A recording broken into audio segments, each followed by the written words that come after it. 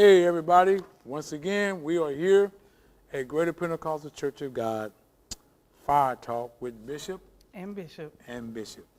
And we're certainly glad that you have joined in with us. And before we get started, we got a lot of talk to talk about. Got a lot of things that's on our mind tonight, as well as we already made the announcement, as you heard, that this Sunday we're opening up, or reopening up, never really been closed, but we're opening up to those ones, our members, that want to be in present and want to be back in church. Amen. I know I preached a message not too long ago. I'm so glad.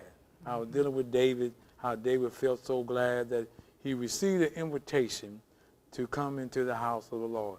So you got an open invitation to come back and be with us this Sunday, June the 7th at 10:30 a.m. We have special guests, recording artist, and with Pastor Jason Bryant will be with us. Also, we have free masks to hand out if you don't have any. Also, we have some little freebies for our kids. So we're going to have a wonderful time, and we're going to have a very short service, no Sunday school, no classes. I call them like this: one prayer, one song, one message, one offering, and we're out. Go. So we look for you, and if you're not comfortable, then, you can just wait. Maybe July, maybe August, September, you can be back with us. But we're so glad for those ones that we can miss you. We miss you, amen, being in the presence of God's house. Tonight, y'all ready? You ready? I'm ready, Bishop. Well, I tell you, this has been a rough week for me. Yes. And but we're going to get started. And tonight's talk, we've been talking to you for the last 2 weeks about how to start a business. And we got into that thing, and we shared, and Erica shared so much information, a wealth of information, that we just couldn't cover it all in that first session. So we came back for part 2 and tried to cover some more things about that business. But tonight, we're going to talk about small businesses to no business. How do you recover? Right. That's what we're going to talk about tonight. Now, I'm going to kick it off, and then she's going to talk a whole lot more than what I'm talking about. But I'm kind of like a preacher. You know what the preachers do? They build a foundation. Right. And then we let you do the hoop and the holler and the celebration. Okay? All right. Y'all ready? I'm ready. Now, small businesses, as we do our research, you'll find that makes up America's economy. Mm-hmm. And many business owners during this season and during this year have lost or had to close their business, yes, because of the coronavirus. Mm-hmm. And some have been closed for 2 months, 2.5 months, are now just barely starting to open up, and people making the changes, the guidelines, 6 feet apart. Right. Your restaurant, tables and chairs spaced out, still doing dine in, little dine in, dine out, and even carry out. But it's been very difficult for the small business owner. Mm-hmm. Some have not recapped, some have not even came back or even tried to come back. Right. But now we have another crisis on our hands. Yes, we do. And that is, we see what happened to George Floyd, and the white officer kneed him in his neck and, killed him, murdered him, and it caused an uproar across our land. It started in St. Paul, Minneapolis, and then just covered all over the world. Yeah. And also, people didn't even get their stimulus checks. Right. Small business loans and things like that. They was offering to small businesses, but the big corporations, they raked in all the money. Yes. And so here we are now with the rioting, and there's a peaceful group out there who are really, walking and protesting real peacefully. But then there's others, behind the scene is really causing a lot of chaos. Right. And we see that they have burned down businesses, and they have broken windows, rioting, shooting, and burglaries, and everything that went up in flames. Right. Then here in St. Louis, right, the last couple of days ago, St. Louis was really hit hard. Yes. And we all saw it right there on television, right there in our own neighborhoods, and even maybe some of you out there were probably close or maybe a few blocks away. We saw shooting. A police officer was shot at. It really bothered me to see our chief of police of St. Louis. He was literally in tears. Yes. because of what he saw Yes. that was going on our streets. Yes. Violence, stealing, looting, vandalism, burglary, fires, and that whole street area, street mall right there off of Grand. I mean, they got hit pretty hard. Yes. And they reported approximately about 70 small business owners had to close because or lost their business or was torched because of violence and destruction on the street during the protest. Let me give you some other numbers. They had 60 burglaries, 17 cell phone stores, 9 beauty supply stores, 8 check cashing stores, pawn shops, 3 Foot Lockers were hit, ATM machines, car dealerships, I think it was 1 or 2, you stated 1, and 1 church, restaurants, and most of all, I think it really hurt everybody in St. Louis to see the 7-Eleven store downtown was torched, burned to the ground. Right. Now the question is, Erica, is this: small businesses to no businesses. Right. Small businesses to no business. How do you recover, or how do I recover behind something like this? Can you help us tonight? Well, the first question is really assessing the situation to see if you can. You know what I mean? Some businesses, they were already working at a deficit because of the COVID, limited resources, limited profits coming in, limited customers. A lot of businesses had to close simply because of lack of business. And they had anticipated on opening back up or replenishing their finances through a potential business in the future. But, after a situation like that, in a devastating blow where you might have lost your whole building, Yes. You might have lost everything, a lot of small businesses are struggling to recover, whether the damage was from COVID, lack of business, or because of the looting and break-ins that occurred, the vandalism that occurred over the last couple of nights. And so really every small business owner that has been affected by either or, especially the looting and protest, well, not the protests, but the looting and vandalism, they are in a place where they are, it's time to sit back and reevaluate. Look at your finances first, and then see, can I rebuild? Do I want to rebuild? That's a key. Because some of these business owners are now also dealing with emotional hurt. They're dealing with depression. Because when you have a business, that's kind of like a baby. That's right. You know what I mean? And you put your heart, your sweat, your everything into that baby, aka your business, and to see it just go away for whatever reason, it's very emotionally damaging. And then you got to think about the employees. You may have maybe 8, 10, 12 employees. They displaced. Yeah, and they need a job. Yeah. Benefits, and Yeah. you're trying to help them. Yeah. To see about their income and their families too, because they're hurt and devastated. It's a terrible trickle-down effect, the issue that we're dealing with right here.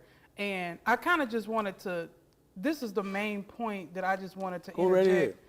A lot of people are online arguing with each other about what's right and what's wrong, and people are arguing about, is it right to loot, or it's right because, they have torn our communities up, they've ripped our hearts apart. Right. So let's just tear it up. But here's the long-term effect of this looting and all of that. Right now, everybody that is African American, and I have to say it that way because this is about our community being taken advantage of on so many levels. And when it comes to our community, we're all in a let's build black wealth, let's build black businesses. Small businesses matter, black businesses matter, black lives matter, and it all matters. It all matters. Black lives matter, black businesses matter, black relationships matter, black people, we do matter. The police matter. We matter. Yeah. Everything works Good or together. bad, they matter because there are some out there protecting us regardless. And so when you talk about building wealth and finances, okay, so to go and take that away from people in our community that look like us, you are not helping push the cause forward, because if we're talking about building financial wealth and we're talking about economics, how can we be there for each other as a community without finances? You're taking the money out of somebody else's mouth. You know, it's not like you're not hurting the people that you think you're hurting. You're hurting people that look like you. You know what I mean? And I know a lot of people not going to want to hear that, but that's really the bare truth. You're hurting people that look exactly like you. You've taken food out of their mouths. You've destroyed their livelihood. So you can do what? Sell a couple of TVs and make a quick dollar and turn that around? No, you know, these are people that could have been an asset to the movement. They could have donated finances to the movement. They could have been a place of rest and refuge for the movement. And now you've just destroyed your community and destroyed the business of people that look like you to do what? In the end, it doesn't help the overall goal at all. And that's a very good point. And you think about this. Say, for instance, you have several blocks or a couple of blocks of small businesses like restaurants, the beauty places, barbershops, different places like that. What happens is when you destroy that property and those areas where normally people in that area shop at, do their business at, what happens is now they're wiped out. It pushes us to go out further in other neighborhoods to shop and do our business, which you know what happens, it puts it into another demographic. There you go. Yeah. And that hurts us. Yes. It really hurts us. It hurts the overall goal that we're trying to reach, which is really independence and freedom to just live, not only just exist and coexist with police officers and make it known that our lives matter, but just to coexist at a time where we should be able to go to school, go to work, have a business, get access to loans.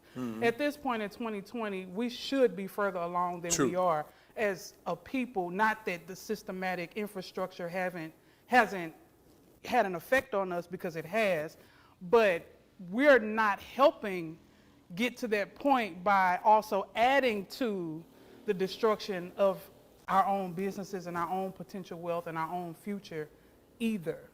And so, like I said, I know that's the truth. It's true. We don't want to hear right now. Right. We just want to be mad. And if you're just a person that want to just be mad, I'm sorry. But when you calm down and cool down and you think about what I'm saying, you'll realize that in the end, what I'm saying is the absolute truth. So. And I was listening to a radio broadcast coming in this morning, and they stated that it was a young girl out there doing some looting, and she made a statement like, I'm taking this like to say, this is entitled to us, me.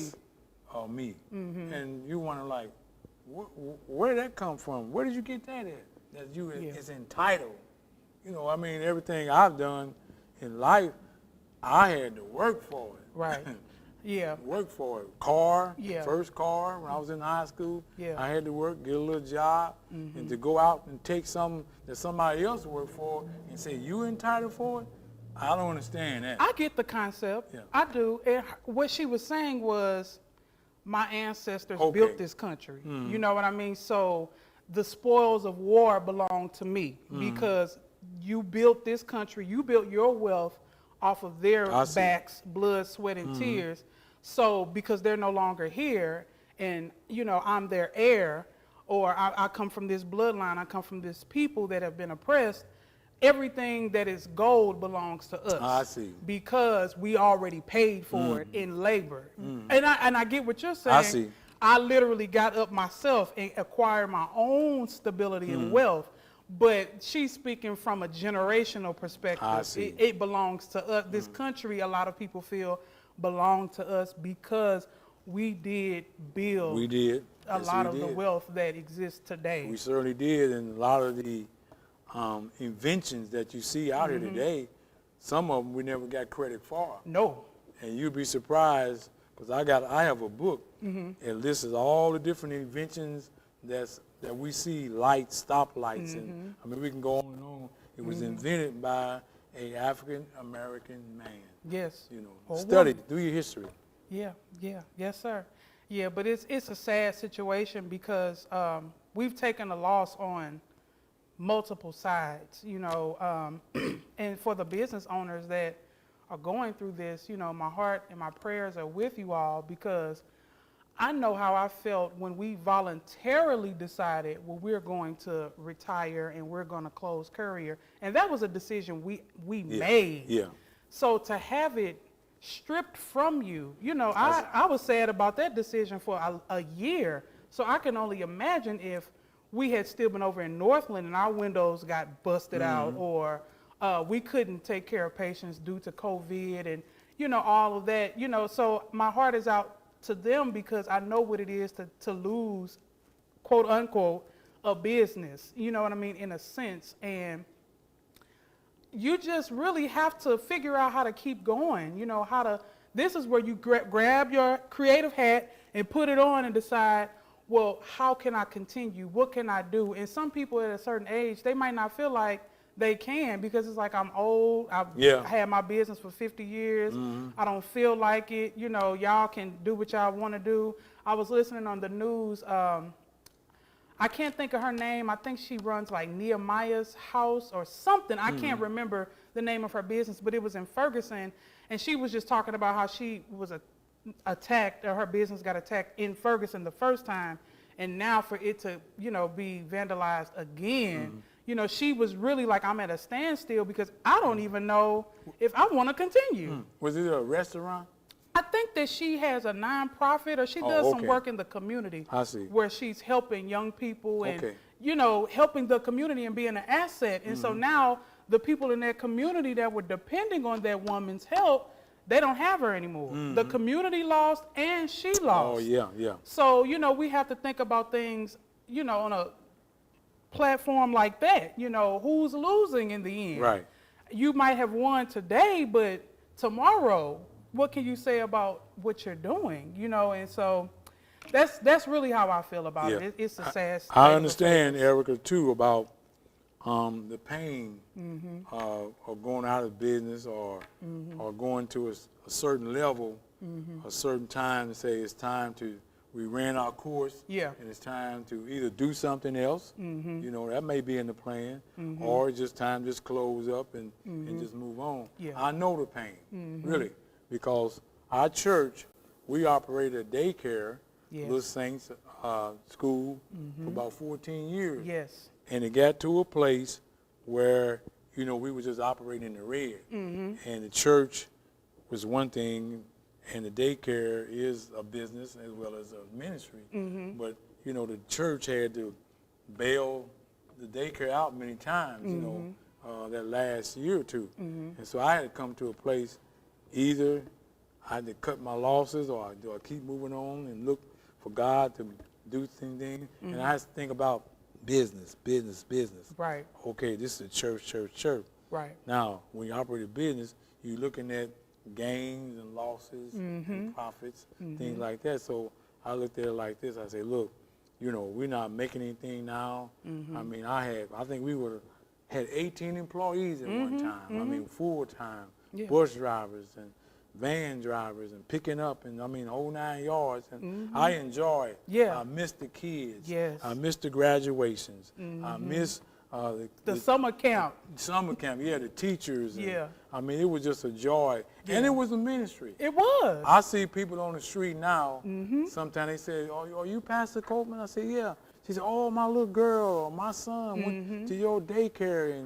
And I still remember, I had and believe it or not, I still get a call every now and then. Somebody calls and say, you still got your daycare. Yeah.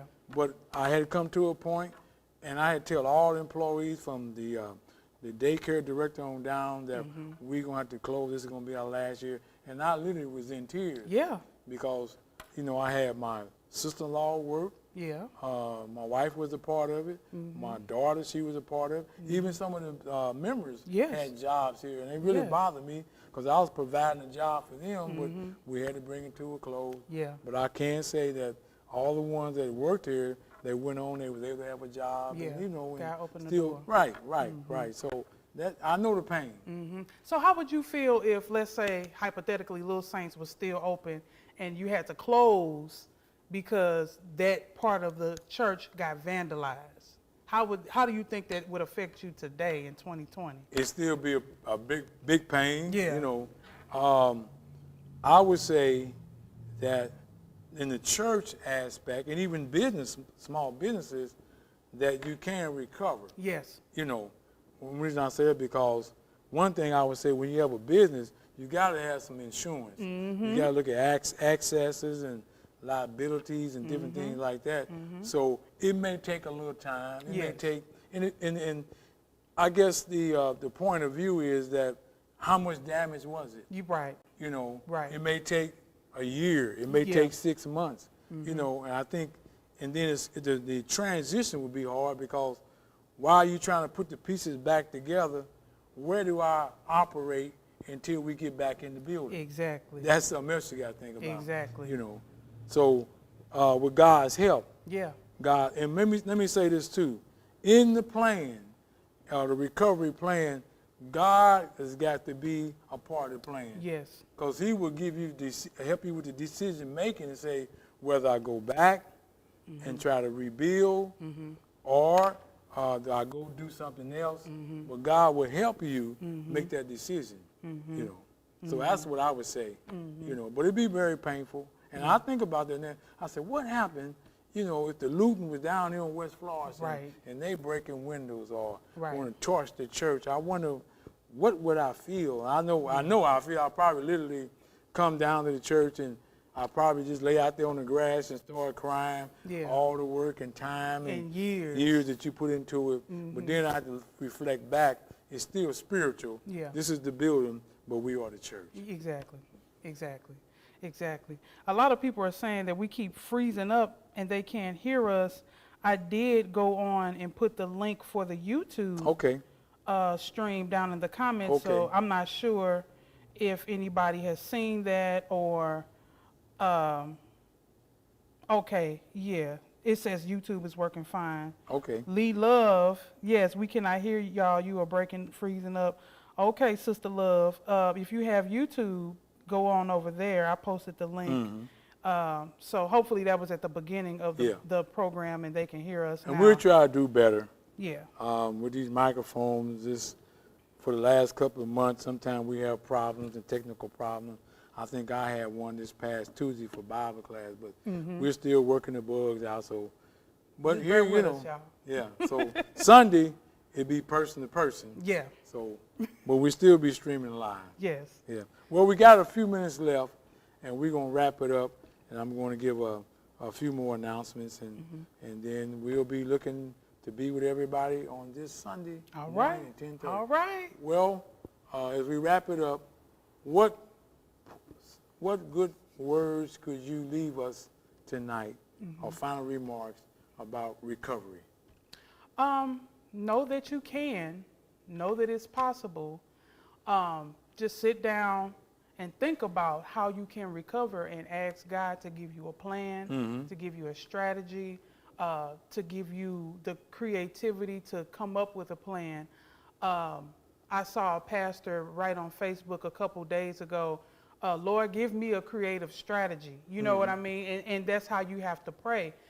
Give me a creative strategy. How can I, you know, if you're saying this is the time, this is over, I'm done here, we're moving on to something else, well then open up the windows of my understanding and help me know where are you, which way to go, you know, where is the water, where is the well, and know that you can, you know, God will lead you and direct you, because even though we closed Courier, you know, that's how House of Bishop was born.